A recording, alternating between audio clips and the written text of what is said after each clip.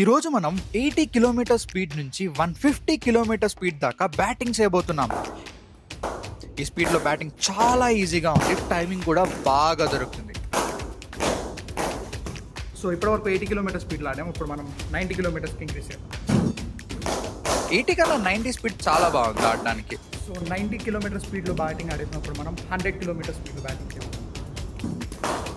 100 కొంచెం డిఫికల్ట్ అనిపించింది. Shots connect అవుతున్నాయి, బట్ టైమింగ్ అస్సలు లేదు. సో ఇప్పుడు మనం 110 కిలోమీటర్ స్పీడ్ బాల్ ఆడతాం. ఫస్ట్ బాలే బౌల్డ్ నేను.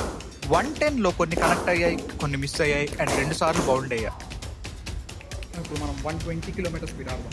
120 చాలా డిఫికల్ట్ అనిపించింది, అసలు కనెక్షనే దొరకట్లేదు. 120 కంప్లీట్ చేసాం. 130 ఆడతాం. అసలు ప్రొఫెషనల్ క్రికెటర్స్ అంత ఈజీగా 130 అలా ఆడతారా అనిపించింది. నా దగ్గర చెస్ట్ గార్డ్ కూడా లేదు.